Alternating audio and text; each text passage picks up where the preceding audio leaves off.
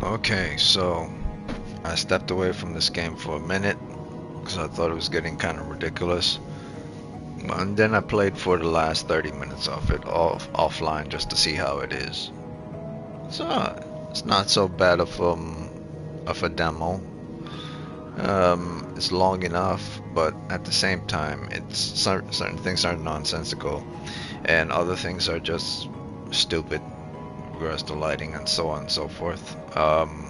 With regards to lighting, understand the aspect of creating mood, but if you don't truly set your brightness at the very beginning of the game, you're kind of screwing yourself over. So that's the one truly dumb thing about the game. There are other things such as the character is stiff when in combat, and they lock her into the stiffness.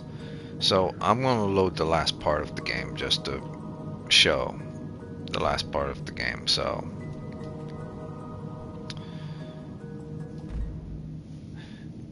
I don't think there's anything else. There's no big bosses or anything like that, but this was the last part of the game. And in this area there's no maps, so you come into a room that's deep underground, where I think nuns put people who are sinners on the ground and they're tortured or something, and they're experimenting on these people. But I don't think it's the nuns. I think it's doctors that were working with the nuns were doing experiments, and the nuns were like their assistants. They were testing uranium and enriched uranium, but they discovered something within the uranium. At least this is what the document states. I haven't found it yet, so let me proceed forward. So, all in all, this game is a 6. And I believe if you were to play it all the way through, it might get up to an 8 at most.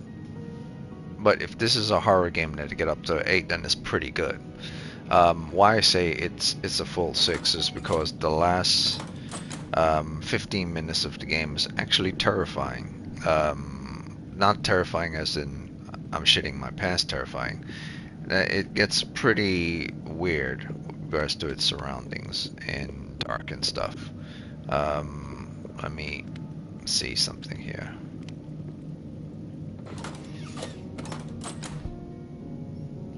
Let's see. Load. And yes, I also found a shotgun, and the double barrel shotguns is very powerful. It only takes 2 shots to an enemy with a double barrel, and they're dead. Not just regular zombie guys, they die in just 1 shot, but like spider enemies, they die in 2 shots. Now I believe bosses might die in like 6 shots with a shotgun, but for maybe 5 shots. But yeah, it's pretty. Shotgun is very powerful.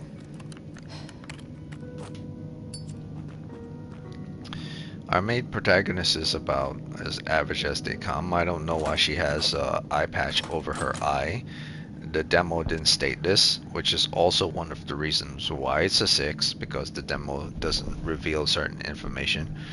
This is a demonstration of their game, so there should be a little bit of context with regards to why does she wear eye patch over her eye? Is it just for style? Because if that's the case, it's stupid. It has to be context, and if the context is only presented later on into the game, why include her appearance and how the thing on her eye in the demo? So that said, I believe this is the last part of it.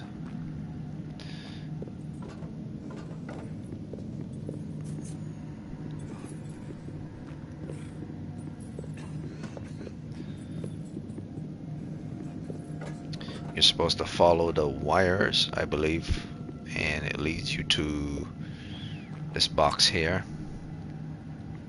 and you're supposed to turn on everything that's, I believe, that's triangle, white and triangle,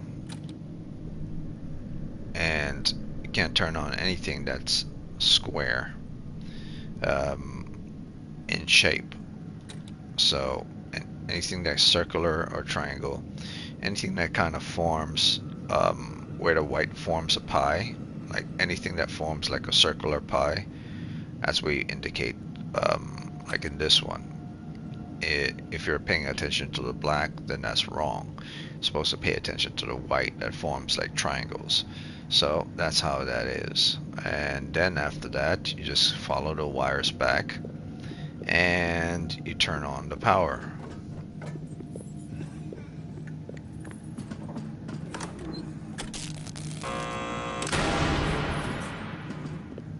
You then turn the power here, lights come on here, and each of these doors are able to be open. And first thing is first, you check each room, since this is the last section, and the demo is almost over. Check each room, and I believe there's a spider enemy in one of the rooms.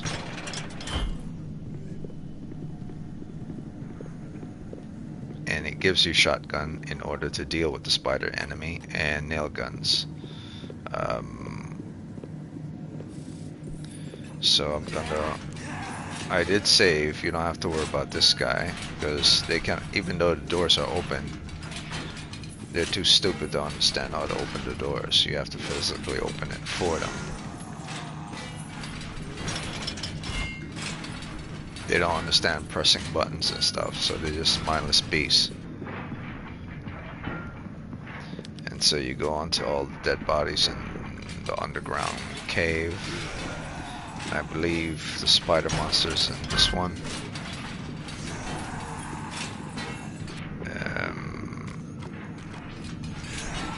No, not this one.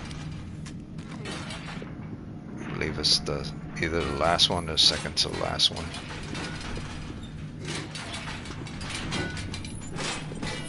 Did I go in here?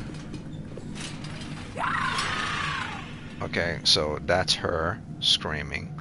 I turn on the light here, so I can turn this off and wait. Freaking shotgun.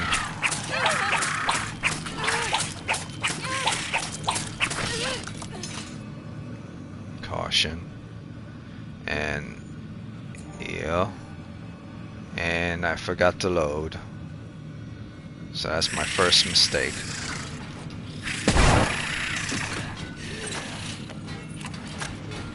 And you're dead. Okay, so she pops up, and I think there's one other guy. I don't need. So he pops out here. Just okay. The weapon, please.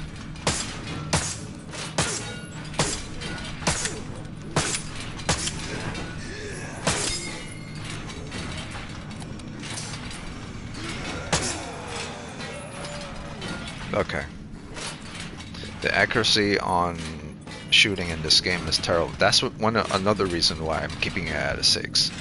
Not only does her combat is stiff, but the accuracy was her aiming at the enemies and shooting them is bad. It's like she cannot tell where the enemy is if you can't see the enemy on screen. It does track it off screen, but sometimes she misses, which is bad. So you go in here, you check, you move this.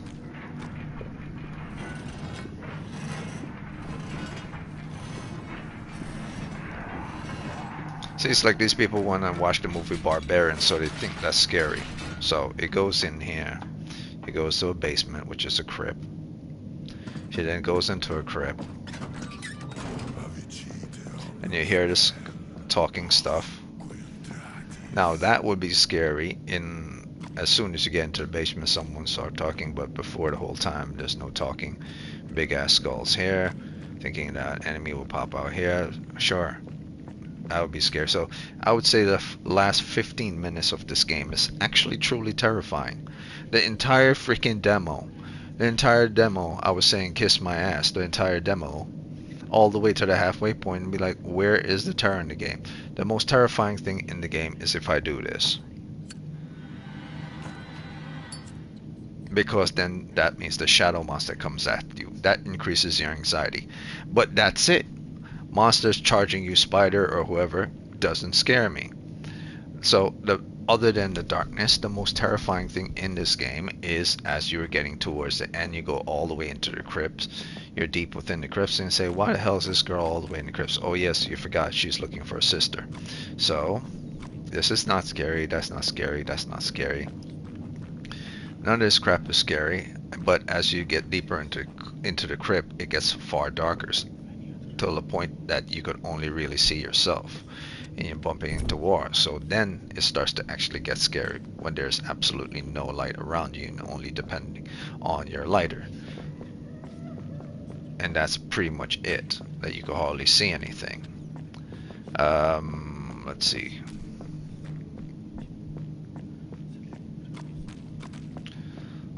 And then there's, you see, this is why I keep saying this to people, like, do people even understand scary games? You putting three guys on a cross like this, and this. That's not going to be scary to them. That's going to piss them off because that's going to remind them of the Bible and Jesus Christ being sacrificed. I'm like, are you shitting me with this?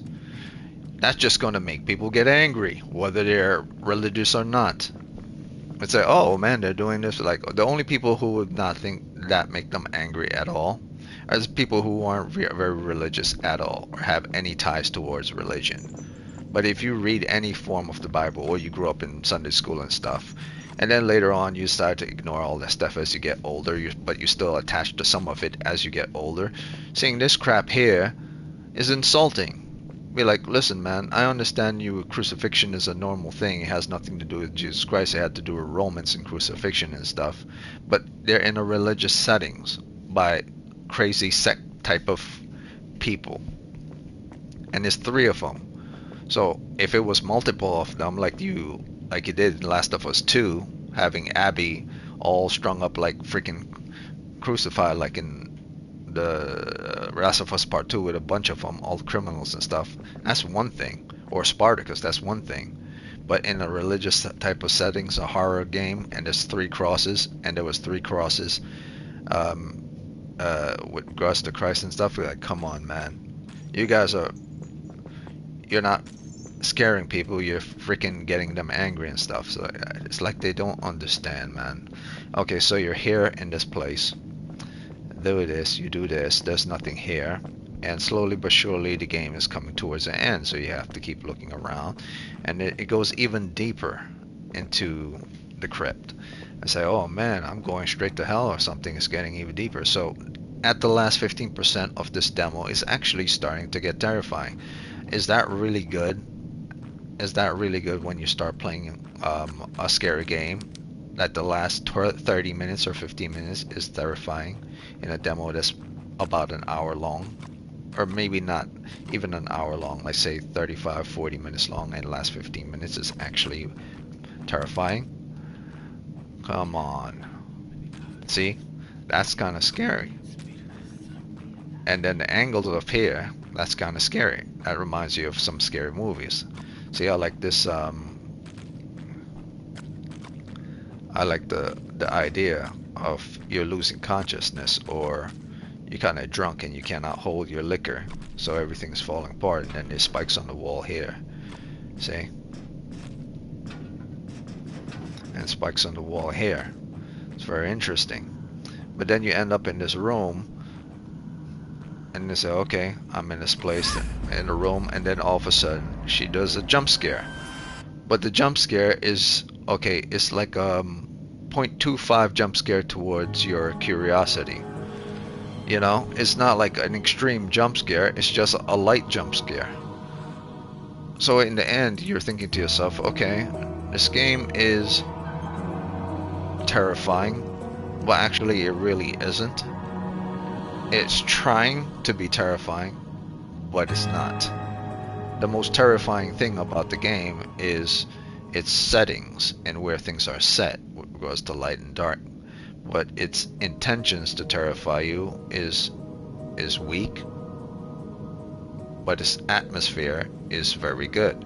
Tormented Souls' atmosphere is very terrifying, but its intentions to how it scares you is rather weak. So that's why I say I don't know. I believe this game is a 6, and if you play it to its halfway point, you might get it to a 7, and if you play it all the way to the end, depending on how scary it gets, you might bring it up to maybe an 8 or 8.5, but I do not see this game going beyond an 8.5. Based on this demo, I see it being, from it, the most I could give this demo is a 6. And if there are things that are pissing me off in the demo, there are going to be things that are going to piss me off in the regular game. Done said. So the most I could see, based on the logic of this game, and the fact that the actually scariest part of the game is towards that last 20 to 15 minutes of the game, I would say it's an 8. The scariest part of this game was going into the crypt and where things were dark and there was a light, like spikes on the wall and stuff, like some grindhouse type crazy stuff you think going on. That was the scariest part of the game. The mansion wasn't really scary. The monsters attacking you weren't really scary.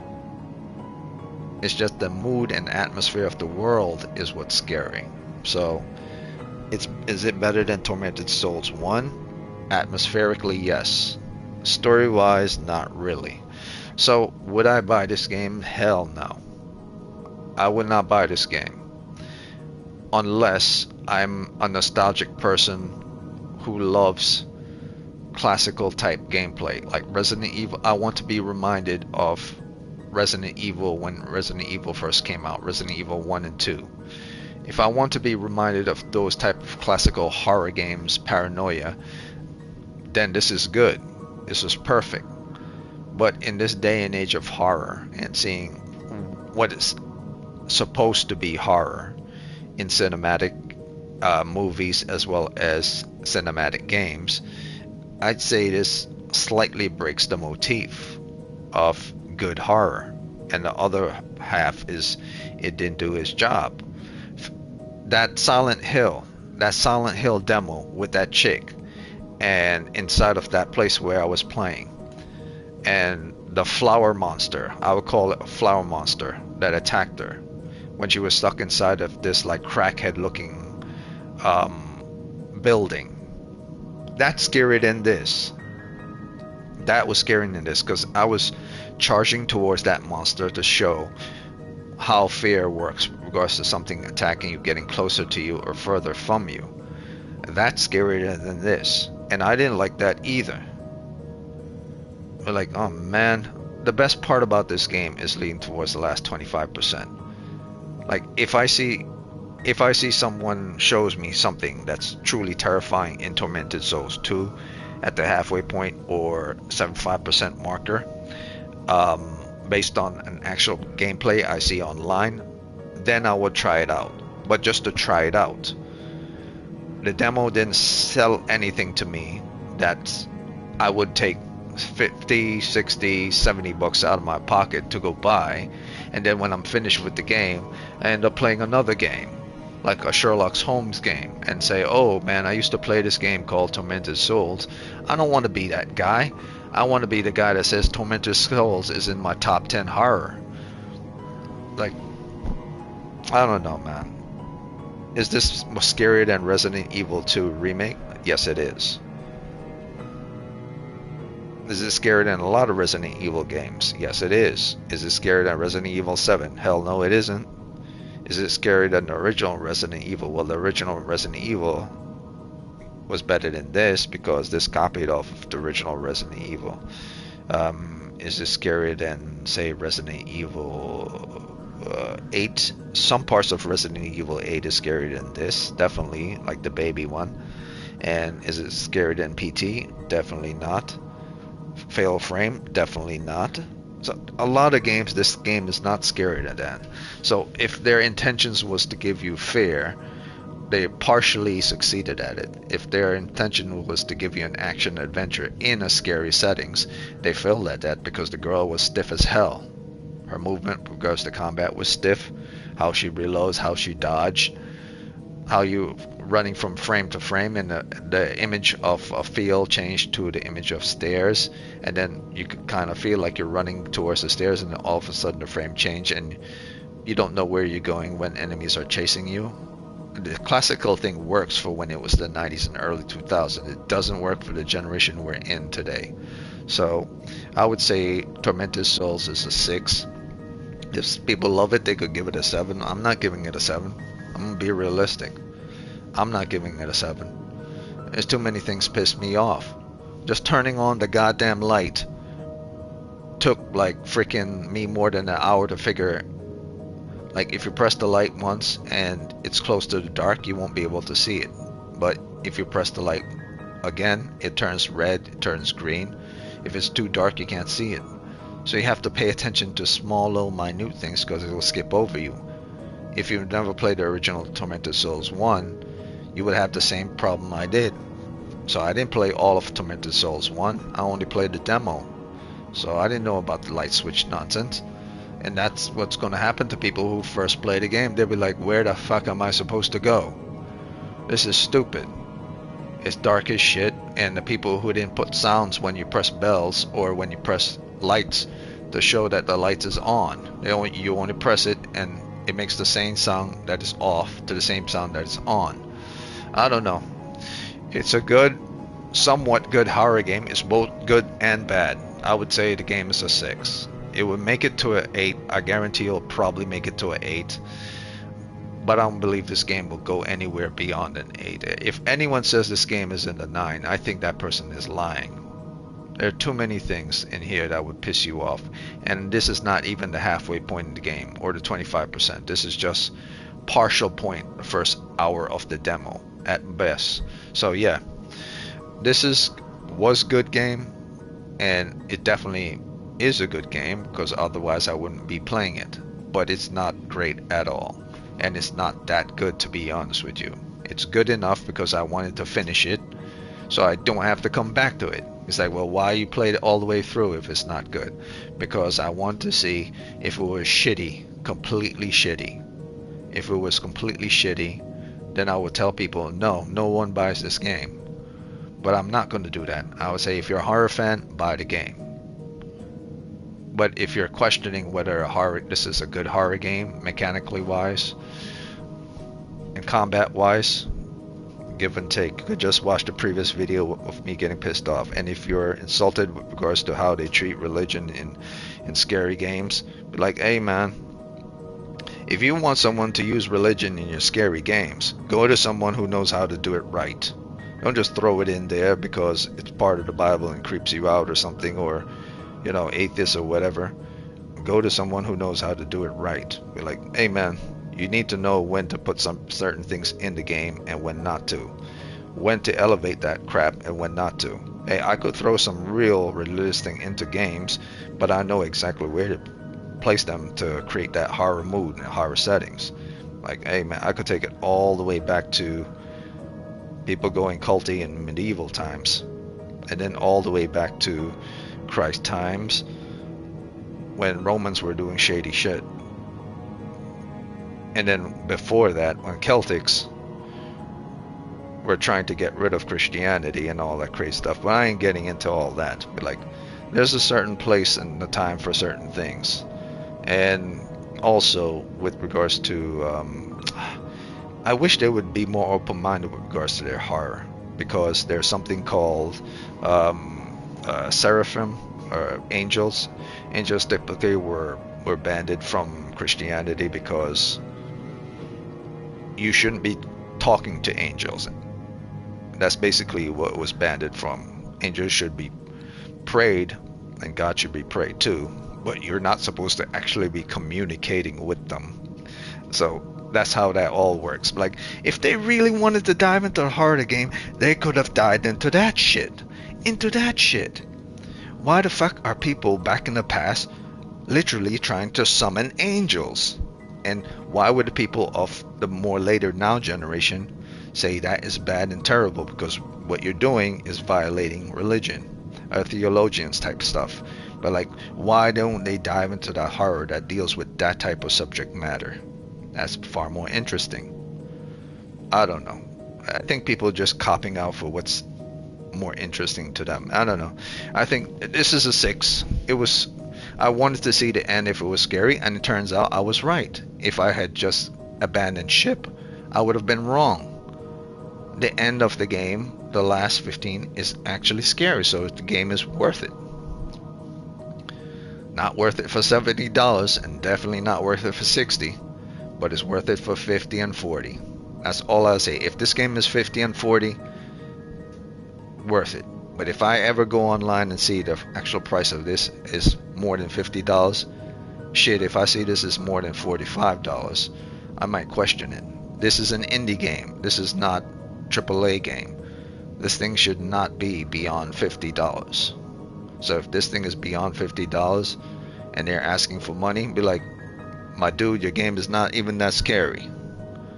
Should not be asking for no $60, $70. So that's it for this. It was okay. It was good. It wasn't great. It was good. Kind of confusing, but good. Worth a buy if you're a horror fan. Not worth a buy if you're an all-rounding person expecting more than just scares.